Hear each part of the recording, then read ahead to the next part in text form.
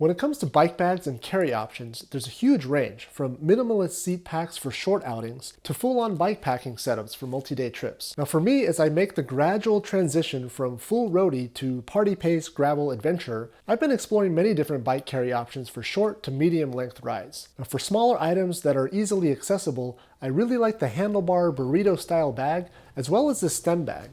Now I think both types have their pros and cons, but in this video I'm highlighting this very minimal and functional Stem Caddy from my friends over at Outer Shell Adventure in San Francisco, California. So stick around to get my take on this stem bag, and make sure to give the video a like and subscribe to the channel if you're finding these videos useful. Now generally, when it comes to bike bags, I try to support local companies who produce handmade stuff that lasts forever and is well designed. Everything that Outer Shell offers is handmade in their shop in San Francisco and is backed by a lifetime warranty. Most of their products are deceptively simple with a minimalist aesthetic, but packed with well thought out features. Now this stem bag is constructed from either a Cordura or an X-Pack material, depending on the color scheme that you choose. This one here is a multicam black with the X-Pack material, which is supposed to be a little bit more weather resistant than the Cordura option. Now as with most stem bags, it has two mounting points, one for the stem and one for the handlebar, but this one's actually got webbing attachments all the way around so that you can tailor the fit to your specific setup. And it makes it really easy to switch the bag from side to side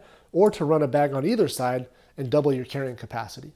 Now the straps themselves feature strap locks so that they never come loose while riding, which can happen on bags with a more traditional strap design. Now, another thing I like about this bag that I don't see on all stem bags is the bottom anchor. From experience, I've observed that stem bags without this third anchor point can really bounce around and get pretty jostled when descending rough terrain. Now, the optional strap allows you to run a strap under the fork crown to eliminate that vertical movement, which is a nice touch. Now, as with all frame bags, just be sure to apply some helicopter tape to any contact point to avoid the bag wearing through your paint finish.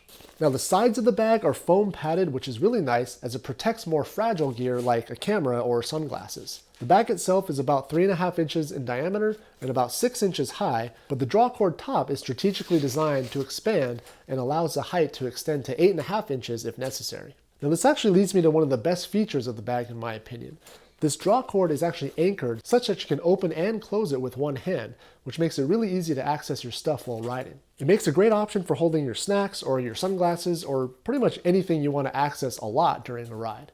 Now regarding the size, I think this one hits the Goldilocks dimensions. It's 1.2 liters nominally, but it can expand to 1.7 liters with the slack in the drawcord top. Now I've used stem bags in the past that are bigger than this, and while it's nice to have that extra space, it starts to feel a little bit cramped as my knees start to hit the bag on standing efforts. Now this bag at roughly 1.5 liters still kind of grazes my legs when I get out of the saddle, but it's far less irritating than a bigger bag, and I think if this bag were any smaller, it would start to be less useful as an everyday carry option. Now as far as other features, it's got an exterior pocket that wraps around on 3 sides, and it's made from the same X-Pack material. It's good for stuffing trash or other small stuffable items, and it keeps the look of the bag very clean.